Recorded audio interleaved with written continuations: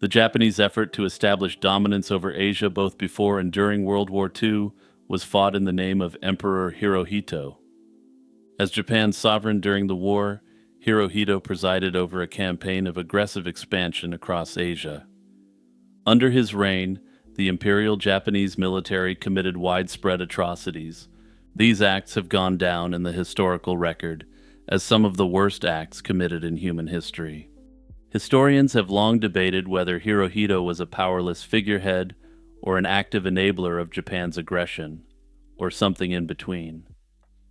Modern research suggests that while he was not all-powerful by any means, he was far from blameless for the atrocities committed under his rule.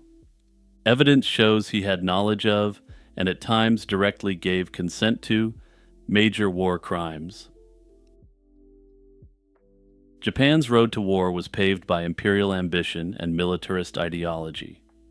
Hirohito was revered under the state Shinto ideology as a divine leader, and this doctrine encouraged absolute obedience, Japanese supremacy, and expansionism over Asia. In the lead-up to the Second World War, Japan occupied Manchuria in 1931 and launched an invasion of China in 1937.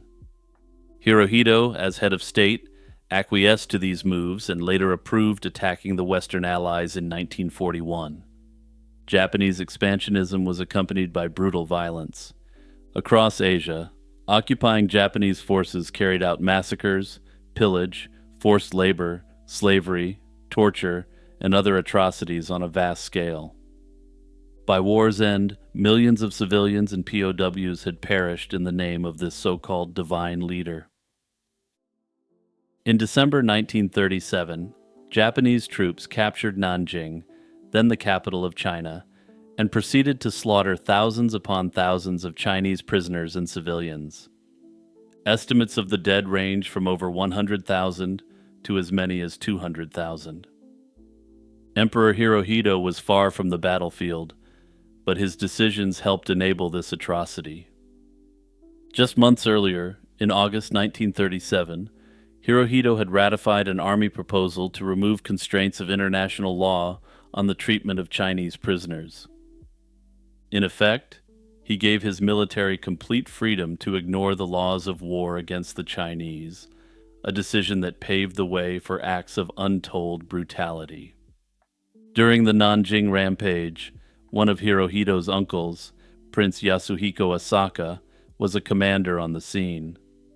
Prince Asaka likely ordered his troops to execute all captives, though the order was lost in the chaos of war or intentionally destroyed after. Hirohito never punished the perpetrators, and Prince Asaka, for example, was shielded from prosecution after the war. This prince was granted immunity from all prosecution by General Douglas MacArthur, partly due to Hirohito's willingness to cooperate with the American occupation. Thus, despite being one of the commanders on the ground during the Nanjing massacre, Prince Asaka, due to this imperial intervention, lived out a quiet life in the post-war era.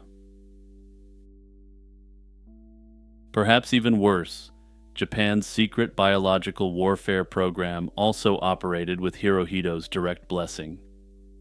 Unit 731, established in Manchuria, was a covert research unit that conducted lethal human experimentation. It was created in 1936 with Hirohito's personal authorization under the euphemistic cover of an epidemic prevention department. In the end, thousands of prisoners were tortured and killed in grotesque experiments. Hirohito received reports on Unit 731's activities and even ordered its expansion as the war progressed. He gave his consent to the unit's policies, effectively endorsing the use of biological and chemical weapons. After the war, American occupiers granted immunity to Unit 731's leaders in exchange for their data, a deal that kept Hirohito's connection hidden. Historical evidence indicates that Hirohito was neither a puppet nor a tyrant, but he was an involved leader who bore substantial responsibility. Early post-war portrayals of Hirohito cast him as a passive figurehead dominated by military advisors. In reality, later scholarship shows that Hirohito consulted regularly with his generals and ministers and was fully aware of Japan's battlefield situation, including reports of atrocities. There are clear instances of him exercising authority. In 1936, he personally intervened to suppress a coup attempt by rebellious army officers, demonstrating that he could assert control over the military when he chose. While this was before World War II broke out, this was well after a rogue element of the Japanese army invaded Manchuria in 1931. Additionally, in 1941, he approved the appointment of the hardline General Hideki Tojo as prime minister, solidifying the militant course of his government. Crucially, Hirohito did not object to policies that violated the laws of war. For example, he personally approved the Army's request to deploy poison gas in China against nationalist and communist forces. He also demonstrated awareness of the gravity of this as a war crime, since he refused to authorize the usage of chemical weapons against Western forces, fearing retaliation. When Japan surrendered in August 1945, the Allied powers had to decide whether the emperor should be held accountable for war crimes. Throughout the war, Allied propaganda often equated Hirohito with Hitler and Mussolini as criminal tyrants. Yet after Japan's surrender, Allied policy shifted dramatically and virtually immediately. Ultimately, the United States chose to shield Hirohito from prosecution. General Douglas MacArthur believed that putting Hirohito on trial would destabilize Japan and undermine the occupation. MacArthur saw Hirohito as a figure who could be co-opted against a rising tide of communist and left-wing ideology in Japan. Some Allied officials disagreed with this policy, and Australia, for instance, pushed for Hirohito's arrest, given the horrors suffered by captured Australian soldiers. Despite these complaints, the U.S. occupation authorities overruled such efforts. Instead, keeping Hirohito on the throne as a figurehead was deemed essential for maintaining order and implementing reforms. As a result, Hirohito wasn't charged at the Tokyo War Crimes Tribunal, and MacArthur's staff suppressed evidence that might implicate the emperor or the imperial family. Instances such as Prince Asaka's command and orders at Nanjing would be conveniently swept under the rug. Japanese officials, for their part, destroyed many records to conceal the emperor's involvement in war crimes. The war crimes trials focused on other Japanese leaders, such as Prime Minister Tojo and generals of the Imperial Army, who were presented as the architects of Japan's aggression. At the Tokyo Tribunal, prosecutors and the defense alike treated the emperor as beyond reach. Due to this, the official narrative emerged that Japan's war crimes were the work of military extremists rather than the emperor. Some Allied prosecutors and judges privately noted the glaring omission of the emperor, pointing out that much responsibility for the war rested with him. Nevertheless, the decision to spare Hirohito went unchallenged. The official stance of the Americans on Hirohito did an extremely rapid 180. The American occupation authorities cultivated the image of Hirohito as a peace-loving monarch misled by his advisors. This post-war portrayal, reinforced by censorship and political expediency, shaped public understanding for decades. In Japan, Hirohito remained on the throne and was never officially blamed for the war. Generations grew up viewing him as a largely innocent, weak leader. In Japan, Hirohito's legacy is still debated. He remained a respected figure to many, yet his era is unavoidably tainted by the shadow of war crimes. Only much later, as more evidence came to light, did the narrative begin to shift to acknowledge his complicity. Given the destruction of records in the wake of the war, historians still don't know the full level of responsibility of the Japanese emperor in his country's brutal crimes. In the final chapters of World War II's North African campaign, a legend was born. According to this enduring tale, a hoard of gold and precious jewels, looted from Jewish communities in Tunisia, was spirited away by an SS unit operating behind Rommel's front. Over the decades, the mystery of Rommel's gold has captivated treasure hunters and historians alike, blurring the lines between fact and myth. The legend's foundation lies in very real events during the German occupation of Tunisia in 1943. As Rommel's once vaunted Afrika Korps was reeling from defeat at El Alamein and retreating west, SS Colonel Walter Rauff implemented brutal anti-Jewish measures in Tunisia. Rauff's men systematically plundered the wealth of the local Jewish population, seizing gold, jewelry, and other artifacts. In one documented case on the island of Djerba, they confiscated some 43 kilograms of gold from the Jewish community. Similar raids in Tunisian cities like Sfax, Gabes, Sousse, and Tunis amassed over 100 kilograms of gold from jewelers, bankers, and private homes. These valuables, along with silver and gems, were intended as war booty for the Third Reich's coffers. By early 1943, however, the Axis position in North Africa was collapsing under Allied advances.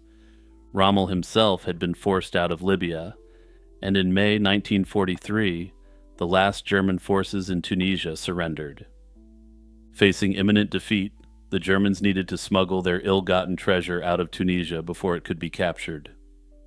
Evidence suggests that the confiscated hoard was transported north out of Africa as the Axis retreated. Historical accounts indicate that the SS unit under Walter Rauff evacuated the treasure by ship, moving it first to Italy or Corsica. In fact, American intelligence documents from the immediate post-war period hint that the gold stolen never reached Germany at all. Rauff himself was dispatched on a secret mission to Corsica in mid-1943, bringing along men who had served with him in Tunisia. Corsica, a mountainous French island in the Mediterranean, was then under Axis occupation, and an out-of-the-way spot to hide valuables in transit. What happened next would spark one of World War II's most enduring treasure legends.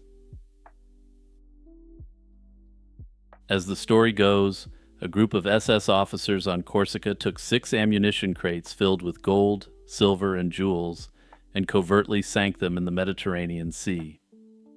One version of the tale claims the officers deliberately scuttled the treasure-laden crates to retrieve later, preferring to hide the loot rather than let it fall into Allied hands. Another version holds that an attack by Allied bombers forced the Germans to dump the precious cargo overboard for safekeeping. Either way, all accounts agree that the crates of North African plunder, soon dubbed Rommel's treasure, never made it to their final destination. The treasure was lost beneath the waves, somewhere off Corsica, as the tide of war turned against the Axis. It's important to note that Field Marshal Erwin Rommel himself probably had little to nothing to do with this supposed treasure. The legend attaches his name to the gold, largely because it was plundered during the North African campaign he led, and perhaps because Rommel's own mystique adds allure to the story. In reality, the confiscation of Jewish gold in Tunisia was orchestrated by Rauff and the SS, and there is no evidence that Rommel was involved in this specific operation. Notably, German historian Klaus Michael Malmann noted that there's no record of Rommel ever coordinating with Rauff's group, and the two men likely never met. Nonetheless, the dramatic image of the famed desert fox and a cache of hidden gold proved irresistible. The first major spark that kept the legend alive after the war came from a former SS man with a story to tell. In June 1948, French authorities arrested a man trying to sneak into Corsica's restricted military zone. The suspect, an ex-SS trooper named Walter Kerner, confessed an astonishing tale. He claimed that around September 10, 1943, He had helped the SS sink 6 steel boxes filled with gold from Africa off Corsica's coast. Kerner even produced an old hand-drawn map purporting to show the location of the submerged crates. Taking his story seriously, the French government organized a dive expedition later that year and forced Kerner to help search the waters. The result was anticlimactic, and the divers found nothing whatsoever. Skepticism grew when a German journalist later discovered that Kerner couldn't have been in Corsica at the crucial time at all. In fact, hospital records placed him in the Soviet Union, wounded, at the exact time he claimed to have been in Corsica. In other words, Kerner's personal account was a lie, casting doubt on his claims. Yet intriguingly, this doesn't mean his account wasn't more generally true.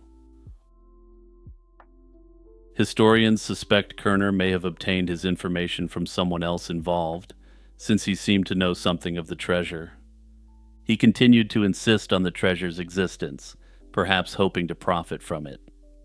In the following years, Kerner aggressively promoted the story, embellishing it with lurid details.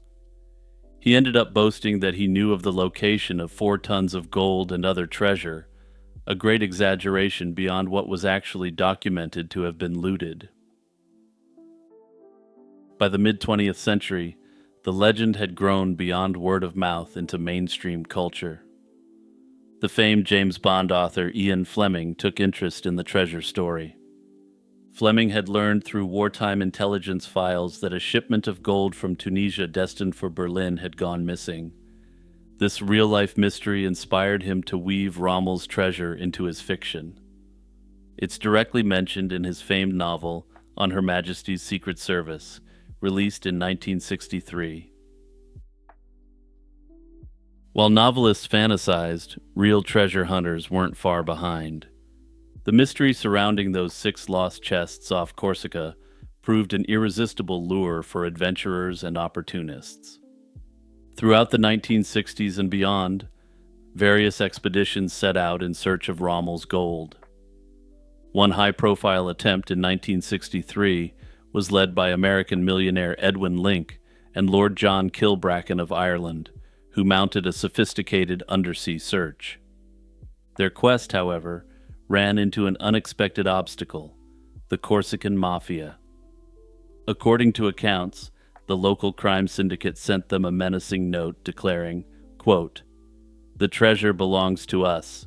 Stay away from Corsica."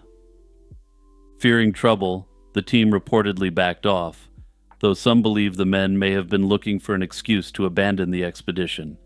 After all, should they actually turn up the ill-gotten booty, their ownership of it would have been hotly contested. In the 21st century, interest in Rommel's gold has persisted, spurred on by both serious researchers and popular media. In 2007, a group of German salvagers led by professional diver Klaus Kepler conducted a high-tech survey off Corsica using side-scan sonar and magnetometers.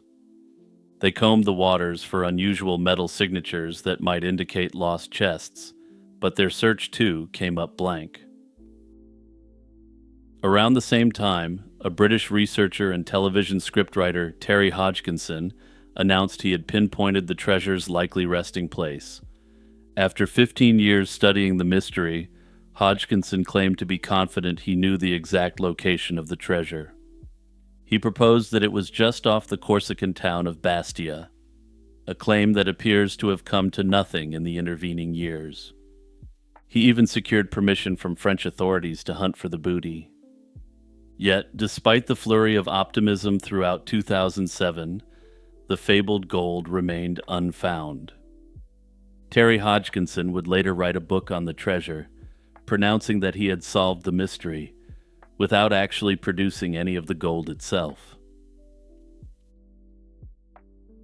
What then is the historical consensus on Rommel's gold? The consensus is that the gold taken from Tunisia was real, and contemporary records and survivor testimonies confirm the thefts. However, that said, the treasure likely ended up at the bottom of the Mediterranean in 1943, and has remained there ever since. In the alternative, others propose that it was dumped off and picked up in the immediate post-war years. Those who favor this theory point to Walter Kerner, who definitely wasn't in North Africa, but knew the story well. Others speculate that French collaborators may have learned the location of the gold during or after the war. This has raised the possibility that former SS operatives or French officials engaged in a scramble to seize it in the chaos of the end of World War II. Hey everyone, it's Jimmy here, just reminding you to like, subscribe, and share this video with the history fans in your life. Also, be sure to check out my channel after for more World War II content and other historical mysteries.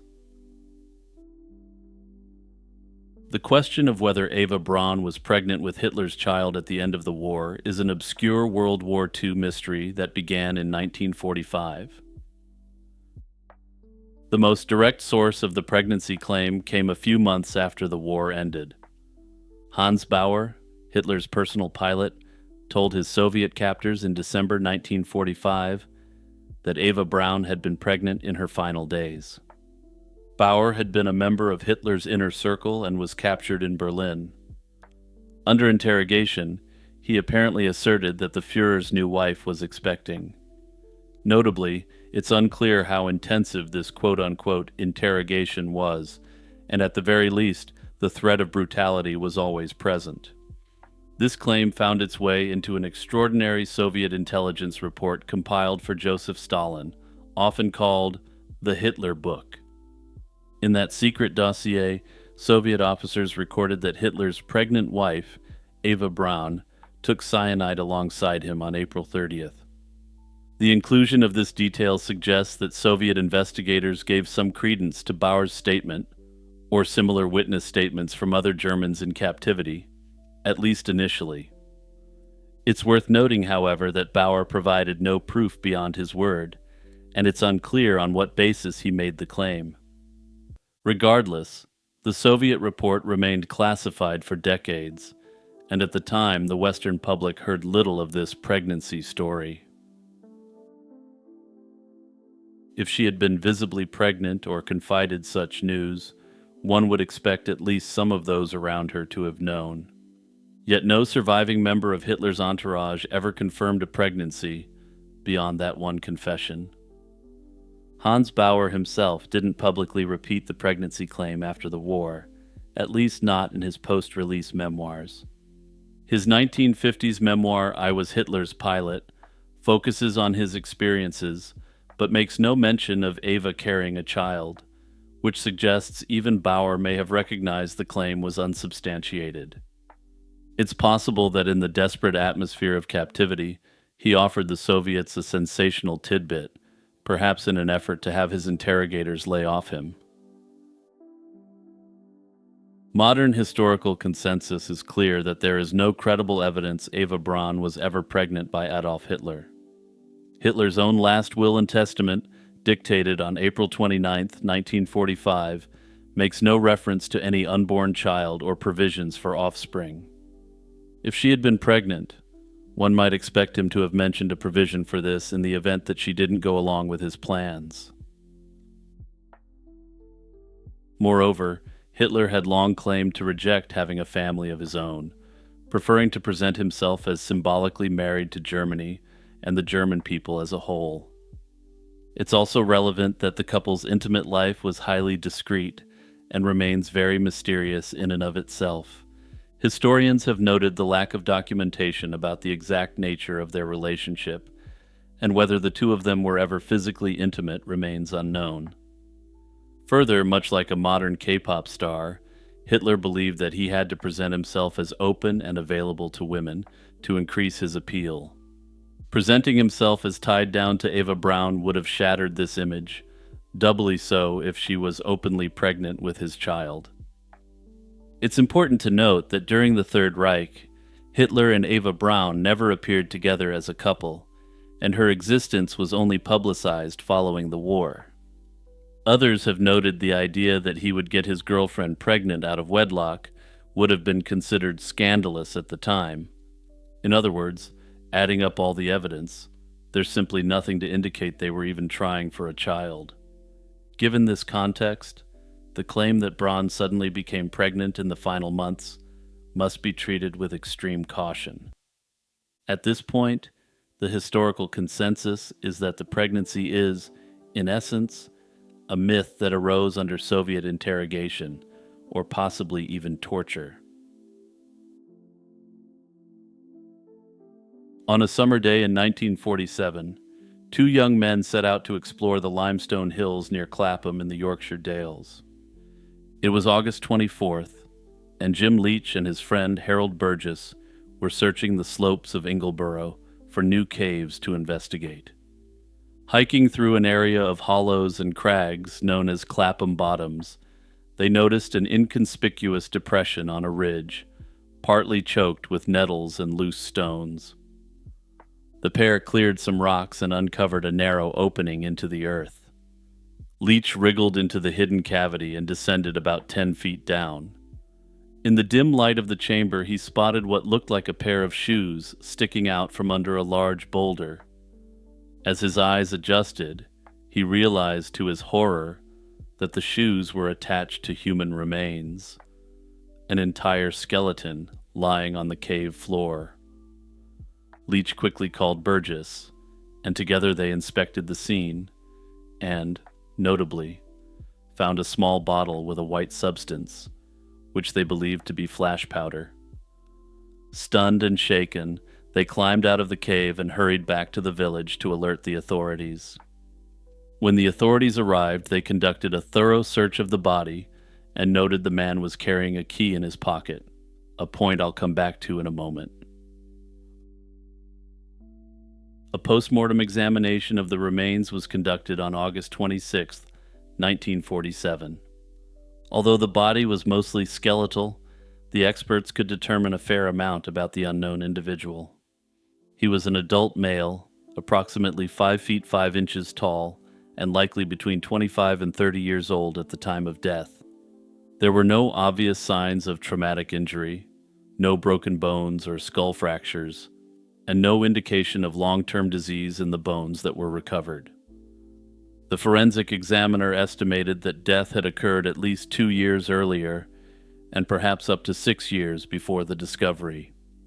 In other words, the man likely died sometime between 1941 and 1945, placing his death precisely during World War II. The small glass bottle discovered by the cavers turned out not to be flash powder after all, but something far more lethal. Tests identified the white contents as sodium cyanide. Cyanide is a fast-acting poison that was used in wartime espionage by agents working in enemy nations. Finding it in a hidden cave with a body of an individual who perished during World War II immediately raised eyebrows. An official coroner's inquest was convened on November 25, 1947. Despite a review of all the evidence, as well as a review of all local missing people in the area, no one could be matched up to this body. Notably, while the cyanide was theorized to be the cause of the man's death, the coroner was unable to say this with absolute certainty. Given the forensic technology at the time and the advanced state of decomposition, sufficient evidence for analysis couldn't be gathered. From the moment the cyanide bottle turned up, one theory took hold of the public imagination. Was the skeleton from a World War II spy? The presence of a poison strongly suggested that this man might have carried it as a contingency to avoid capture. There are some historical facts that lend plausibility to the spy theory. During the war, especially in 1940 to 1941, Germany did send clandestine agents into Britain, often by parachute drop into rural areas. A number of these agents were captured quickly by British forces, often with the help of alert local citizens. A spy parachuting into the English countryside might very well carry a standard-issue cyanide kit in case his mission went sideways. That said, no concrete evidence has ever emerged to confirm the espionage theory. After the war, Captured German records and interrogations of agents didn't turn up any obvious candidate for an agent dying in the region. No missing radio or code book was found in the cave, though some have questioned whether that key in his pocket might have unlocked a stash hidden elsewhere containing these items. British and German intelligence archives show no unidentified agents unaccounted for in that region. In short, official sources haven't corroborated the idea that the individual was a spy. Notably, modern forensic techniques may be able to solve this mystery once and for all and determine if the skeleton belonged to an Axis spy or someone else entirely. DNA extraction from dense bones or teeth could provide a complete genetic profile. With that, forensic genealogists could use DNA databases to match the man to distant relatives and reconstruct family trees, a method that solved many decades-old mysteries. Further, isotopic analysis of the bones and teeth would reveal where the man likely grew up, what kind of diet he had, and whether he moved between regions, helping narrow down his origins. If he wasn't local to the UK, this technique would reveal it, and could even reveal the specific part of Germany he grew up in, if he was a spy. Modern chemical analysis could potentially detect trace cyanide in the bones, something 1940s investigators couldn't conclusively do. This would allow investigators to confirm that he actually perished from cyanide poisoning. Even the clothing and items found with him could be re-examined. Tools like mass spectrometry could identify fibers, dyes, and residues, pointing to where his clothing came from or what substances he may have handled. If the authorities kept these remains somewhere, we may still find out whether this man was an Axis agent or not, despite the significant passage of time.